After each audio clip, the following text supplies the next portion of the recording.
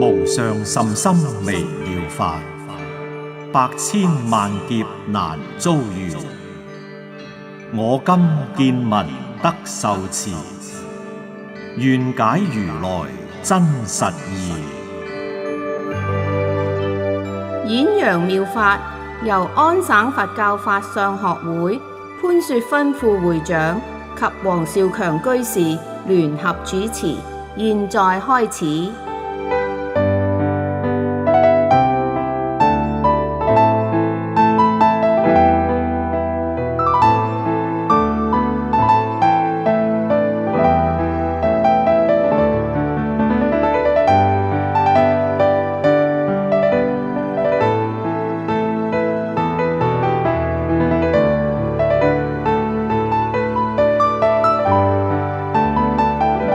各位朋友，歡迎大家收聽演揚妙法。潘副會長你好，黃居士你好。喺上兩次嘅節目度，你同我哋介紹過中國佛教兩個分別代表空宗同埋有宗嘅宗派，就係三論宗同埋法相宗。咁今日你打算繼續同我哋講邊一個宗派呢？今日想同大家講下天台宗。嗱，天台宗咧又叫做法華宗，或者叫做天台法華宗，或者叫台宗、圓宗、台家等等。嗱，喺六朝嘅時候，智顗大師佢住喺天台山，佢係創立咗一宗嘅教官。我哋世人呢就叫佢做天台大師，所以呢係將佢所立嘅宗呢就叫做天台宗啦。嗱，呢個宗派呢係最尊崇呢係法華經，所以呢又叫佢做法華宗。天台宗係以天台智顗大師為開祖。嗱，智顗大師呢又叫做智者大師，智者大師係皇帝俾佢嘅封號嚟嘅。天台宗係以呢個法華經為佢哋嘅教旨作為基礎，判立咗五時八教嘅教相，提倡咗三諦圓融嘅道理。天台宗係依觀心之法呢，希望能夠速疾頓成嘅大乘宗派。智顗大師係跟佢嘅師父南岳嘅慧師，南岳慧師係公元515至577年間嘅人。智顗大師跟佢收集三種止觀嘅法門。咁慧師嘅師父呢，就係北齊嘅慧文。嗱，慧師係跟佢嘅師父受一心三智之旨，而慧文呢係依大智度論修得嘅觀心之法，又揭示咗中論嘅偈，而為一心三觀嘅基礎。一心三觀呢，即是話我哋觀現前嘅妄心係即空、即假、即中。嗱，呢個呢係根據中論嘅觀四諦品裏邊嘅偈，佢話因緣所生法，我說即是空，亦名為假名，亦是中道義。佢係根據呢一個呢，觀到我哋現前嘅妄心呢，就係即空、即假、即中。嗱，慧師受咗呢個觀心法之後呢，係啟發咗法華三昧。之後佢自己做咗呢個法華經安樂行義，同埋隨自意三昧，仲有呢係諸法無諍三法門等等。智顗大師喺陳嘅天嘉元年，即係公元嘅560年呢，係去見慧師，係跟佢受法華三昧、四安樂行等等。當佢讀法華經讀到是真精進，是名真法供養呢一句呢，係豁然開悟。之後佢就去到金陵嘅瓦官寺嗰度，以呢個法華經開題嚟到宣講大智度論，解釋次第禪門。喺呢個太建7年，公元嘅575年呢，佢就入去天台山喺嗰度隱棲10年。佢做咗法華玄義、法華文具同埋摩訶止觀，被奉為天台三大部。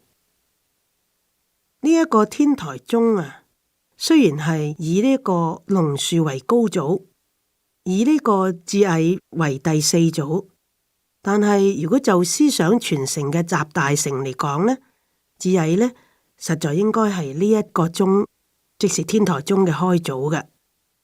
智顗大師嘅門人呢係非常之多嘅，而受法嘅弟子係有32人。嗱，關於天台宗嘅簡略傳承呢，佢就係以龍樹菩薩為呢個初祖，之後呢就係北齊嘅慧文禪師，然後再傳俾慧思，再傳去俾智顗，之後呢就係傳俾灌頂、智威同埋慧威等。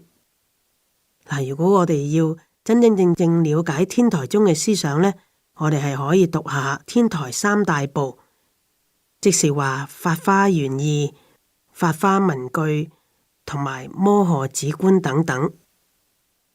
我哋好簡單咁樣就同大家介紹咗呢個天台宗。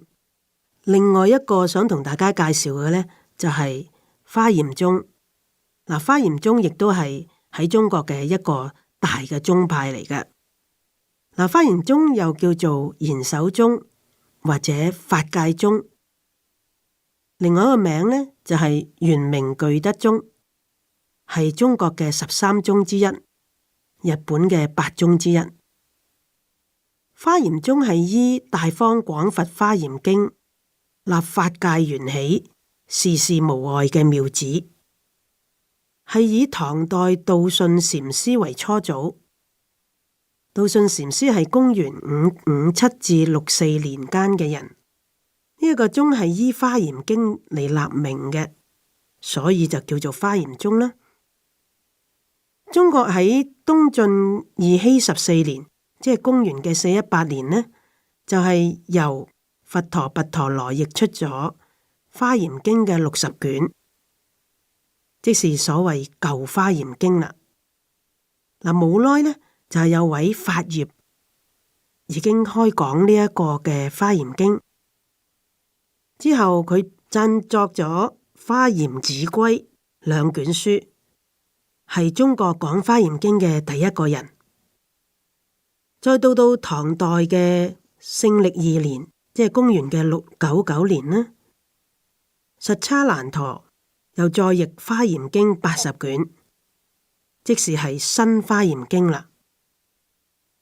到貞元年間呢，般若三藏譯出咗《普賢行願品》嘅40卷，我哋世人呢就稱佢為40華嚴啦。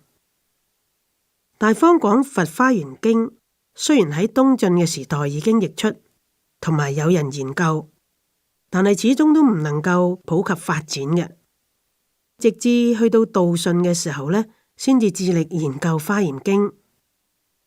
佢著作有五教止觀同埋華嚴法界觀門等等，大力咁弘揚呢個華嚴教學，有華嚴和尚之稱，係備受唐太宗嘅歸敬。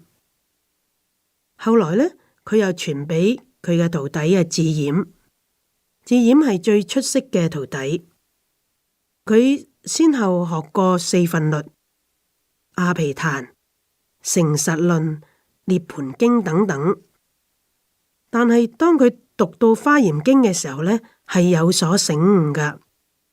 嗱，佢嘅著作係非常之多噶，繼有《華嚴經首元記》、《華嚴孔目章》、《華嚴50要問答》等等，發揮10圓6相嘅奧旨，奠定咗華嚴宗成立嘅基礎。嗱，因為佢係住喺呢個雲華寺，所以呢被稱為雲華尊者噶。智儼後來呢係傳俾法藏，法藏係受武則天嘅崇敬，賜號佢賢首法師，又叫做香象大師。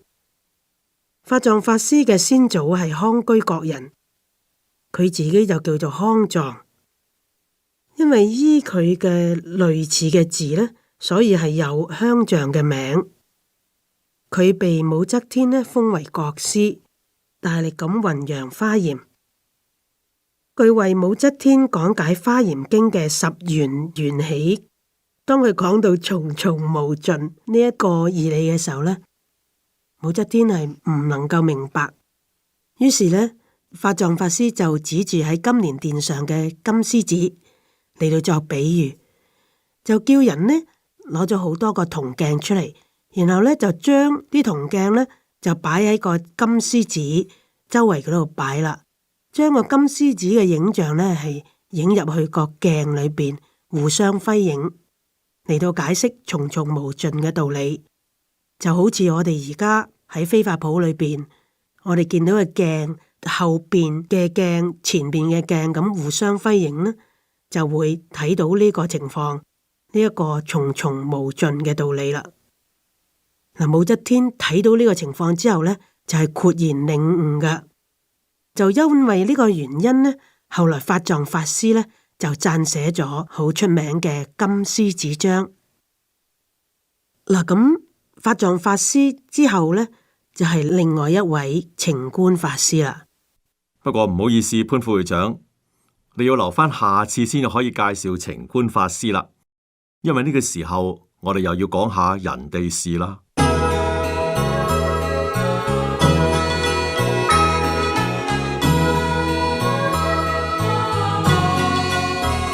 為你細說佛菩薩同高僧大德嘅事跡，為你介紹佛教名山大川嘅典故，專講人地事。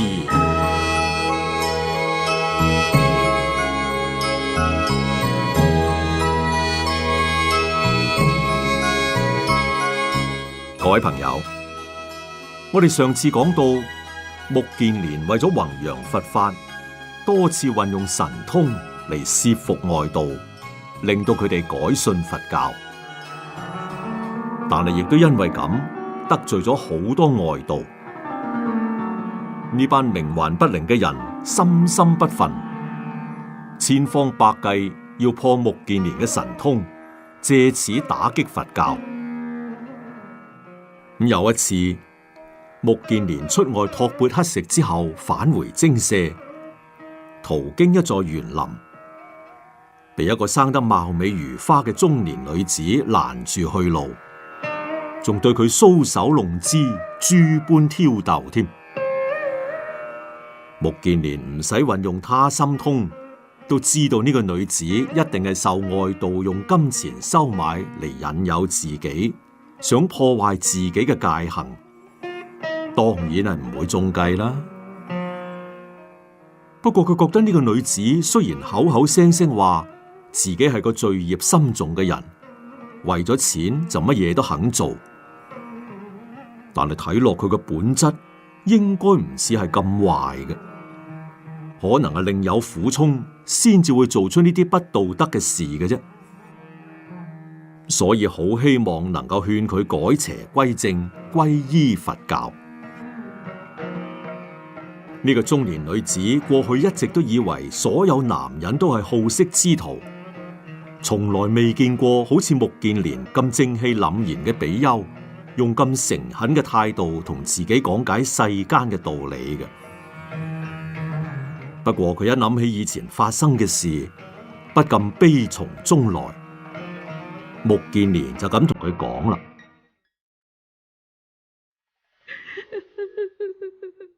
佛陀係三界導師，四生慈父，只要遵照佛陀嘅教導而行，一定可以幫到你嘅。係呢，女施主，你叫做乜嘢名啊？介唔介意將你嘅遭遇講俾我聽呢？唉，講到我嘅遭遇，真係一言難盡啊！我叫做蓮花色，出生喺德差斯羅城一個大戶人家。喺我16歲嗰陣時，父母為我招郎入舍，本來一家幾口都生活得好快樂嘅，可惜好景不常，冇幾耐，我父親就不幸去世啦。點知我啱啱守寡嘅母親，佢居然同我嘅丈夫私通啊！啊，咁你點做啊？我知道咗呢件事之後，真係肝腸寸斷。當時我已經同我丈夫生咗個女，我一怒之下，連個女我都唔理，我就離開咗家庭啦。過咗幾年，我改嫁咗俾一個商人。有一次佢出外經商，喺德差斯羅城買咗個女仔返嚟做妾侍。唉，我心諗，算啦，男人三妻四妾好平常嘅啫。點知嗰個女仔竟然係我同前夫所生嘅女嚟㗎。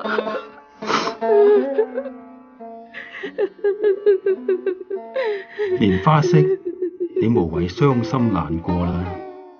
人生係有好多不如意嘅事，既然已經發生咗啦，唯有坦然面對係啦。坦然面對？你叫我點忍受呢啲打擊呢？當年我母親搶走咗我個丈夫，而家估唔到我個親生女又同我爭丈夫，我唔可以再留喺呢啲咁嘅家庭，所以我再一次離家出走。我討厭呢個世界，我討厭所有嘅人，我決定出賣自己嘅色相，我要玩弄男人嘅感情，破壞佢哋嘅家庭。只要有錢，我乜事都可以做。啊，係啊，尊者，你係有大神通嘅，你可唔可以改變發生咗嘅事啊？蓮花色，我好同情你嘅遭遇，不過恕我無能為力，冇辦法改變已經發生咗嘅事。咁啦，我帶你去見佛陀，請求佢慈悲指示滅苦之道啦。目犍連聽完蓮花色呢一段咁不幸嘅往事之後，就帶佢返回精舍謁見佛陀啦。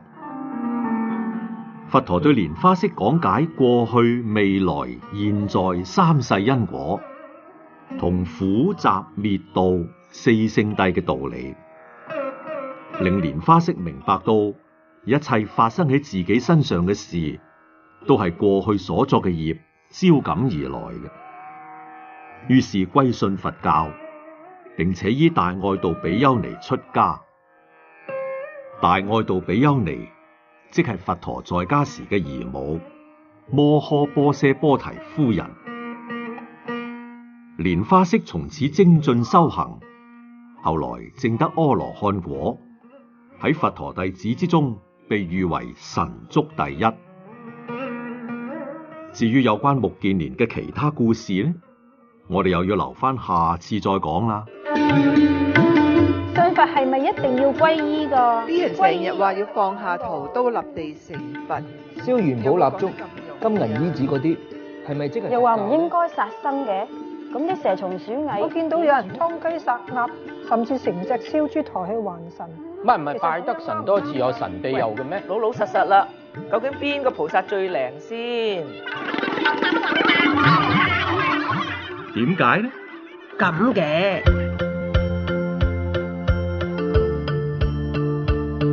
潘副會長啊，有位陳太問我哋，佢話佛教所講嘅般若，到底同世間所講嘅聰明智慧有啲咩分別呢？係啊，陳太，嗱，呢個般若咧，其實係梵文 Prajna 個音譯嚟㗎。首先同大家，如果未曾見過呢兩個字嘅聽眾咧，講一講呢個般若。而家我哋見到呢兩個字咧，係般，一般個般，係若果個若嘅。咁但係咧，正確嘅讀音咧就係般若啦。嗱，般若陳太你都知道係叫智慧，但呢個智慧咧係應該要有注腳有解釋嘅意思，即係呢個智慧唔係普通嘅智，呢個智慧係純善嘅智慧。嗱，佢同我哋世間嘅智慧係好唔一樣噶，因為呢個般若智啊，係能夠體證啊，或者叫明證諸法實相。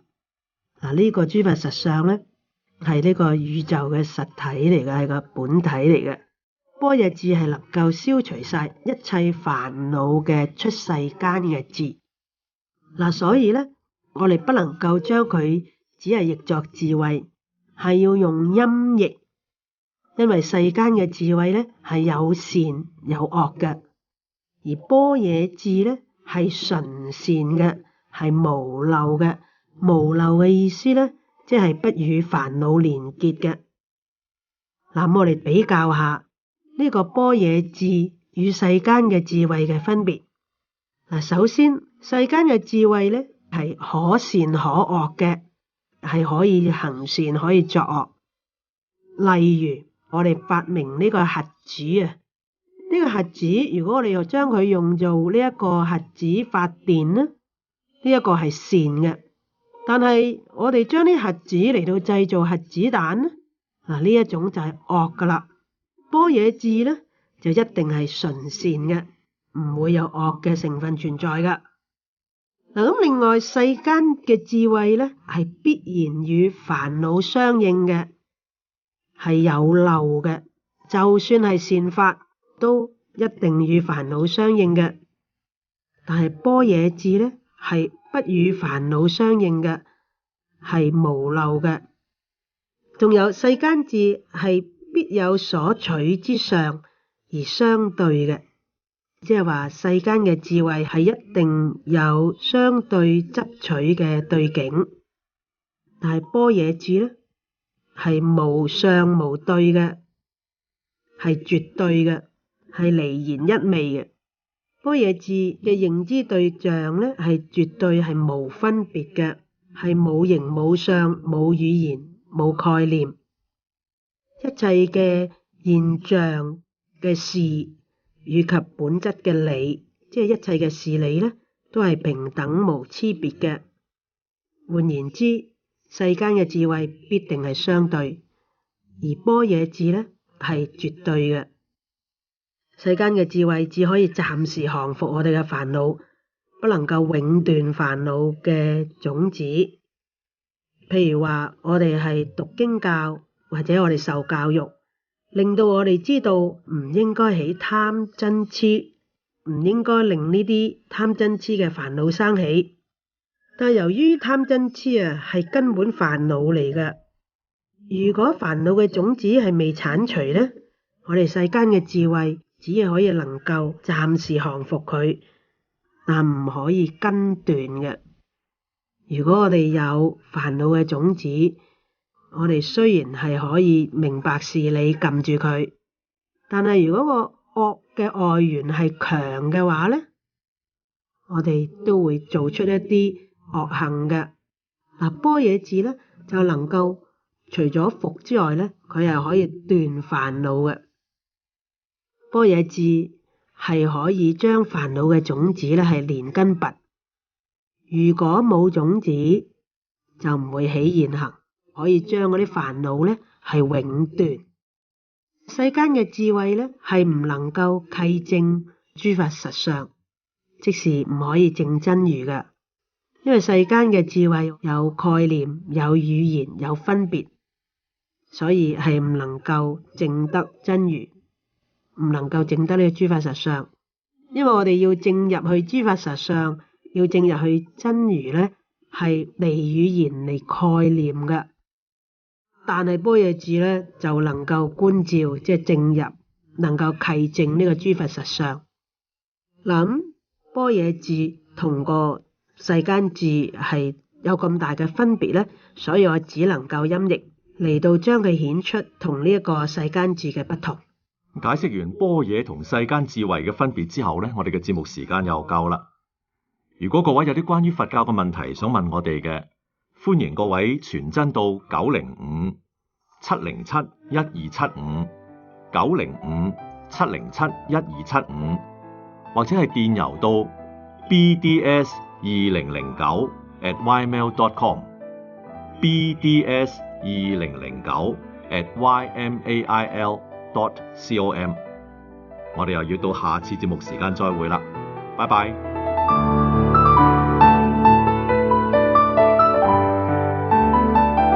演揚妙法由安省佛教法相學會潘雪芬副會長及黃少強居士聯合主持，現在經已播放完畢，請各位喺下次節目時間繼續收聽啦。